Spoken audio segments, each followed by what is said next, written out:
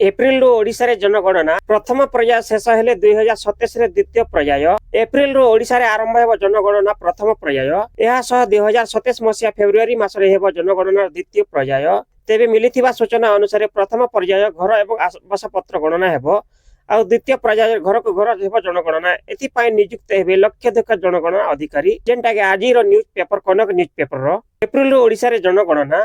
एहा सह 2027 मसिया फेब्रुआरी मासरे हेबो जनगणना द्वितीय पर्याय।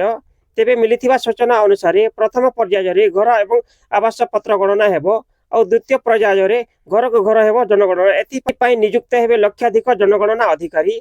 यह पूर्व सब जिलापाल सह आलोचना करिसेंती उन्नयन कमिशनर लोक सेवा भवन रे उन्नयन कमिशनर को अध्यक्षता रे बसिथिबा राज्य स्तरीय जनगणना समन्वय कमिटी बैठक रे जनगणना निर्देशक सह अन्य वरिष्ठ अधिकारी माने उपस्थित थिले।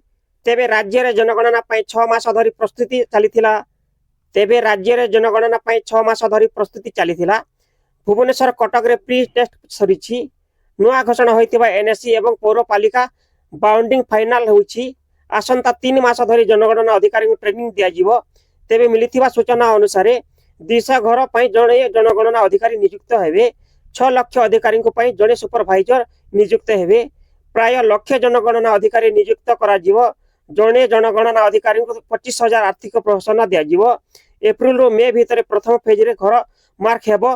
2027 मसिया रे फेब्रुआरी रे द्वितीय पर्याय जनगणना हेबो। देखुन ई जनगणना 2021 मसिया रे हेबार थिला। जनगणना जेंटा कि हम कोविड-19 कोरोना लगी पोस्टपोन कर दिया बंद कर दिया। तो यहाँ 2026-27 मसीह आरंभ होगा जाऊे। जड़े लोक निजे चाहिए निजर तथ्य दे पारे। वेबसाइट जरिया पंजीकृत करें। मोबाइल नंबर ओटीपी बेस हेबा गोटे नंबर को 2 थर व्यवहार करें नी कि आप स्क्रीन न शॉट नहीं पारे ना यूजर्स लोक निजे चाहिए निजर तथ्य दे पारे। वेबसाइट जरिया पंजीकृत करें। मोबाइल नंबर ओटीपी बेस हेबा गोटे नंबर को 2 थर व्यवहार करि पारिबे नहीं कि आप स्क्रीनशॉट मध्य नहीं पारिबे नहीं यूजर्स।